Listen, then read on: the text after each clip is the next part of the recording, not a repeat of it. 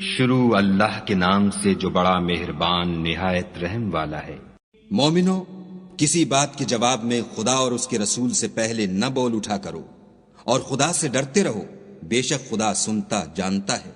اے اہل ایمان، اپنی آوازیں پیغمبر کی آواز سے اونچی نہ کرو، اور جس طرح آپس میں ایک دوسرے سے زور سے بولتے ہو اس طرح ان کے روبرو زور سے نہ بولا کرو، ایسا نہ ہو کہ تمہارے اعمال ضائع ہو جائیں اور تم کو خبر بھی نہ ہو۔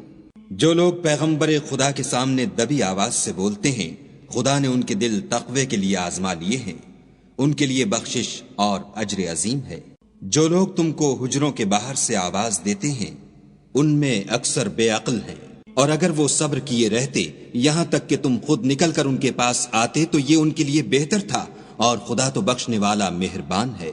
مومنو، اگر کوئی بد کردار تمہارے پاس کوئی خبر لے کر آئے تو خوب تحقیق کر لیا کرو، مبادا کہ کسی قوم کو نادانی سے نقصان پہنچا دو، پھر تم کو اپنے کیے پر نادم ہونا پڑے۔ اور جان رکھو کہ تم میں خدا کے پیغمبر ہیں، اگر بہت سی باتوں میں وہ تمہارا کہا مان لیا کریں تو تم مشکل میں پڑ جاؤ، لیکن خدا نے تم کو ایمان عزیز بنا دیا اور اس کو تمہارے دلوں میں سجا دیا، اور کفر اور گناہ اور نافرمانی سے تم کو بیزار کر دیا۔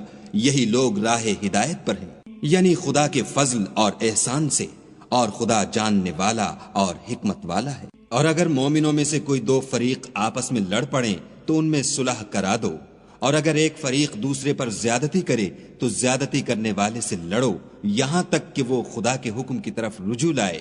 پس جب وہ رجوع لائے تو دونوں فریق میں مساوات کے ساتھ صلح کرا دو، اور انصاف سے کام لو کہ خدا انصاف کرنے والوں کو پسند کرتا ہے۔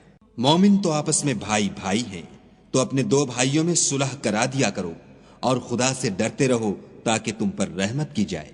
مومنو، کوئی قوم کسی قوم سے تمسخر نہ کرے، ممکن ہے کہ وہ لوگ ان سے بہتر ہوں، اور نہ عورتیں عورتوں سے تمسخر کریں، ممکن ہے کہ وہ ان سے اچھی ہوں۔ اور اپنے مومن بھائی کو عیب نہ لگاؤ، اور نہ ایک دوسرے کا برا نام رکھو۔ ایمان لانے کے بعد برا نام رکھنا گناہ ہے، اور جو توبہ نہ کریں وہ ظالم ہیں۔ اے اہل ایمان، بہت گمان کرنے سے احتراز کرو کہ بعض گمان گناہ ہیں، اور ایک دوسرے کے حال کا تجسس نہ کیا کرو، اور نہ کوئی کسی کی غیبت کرے۔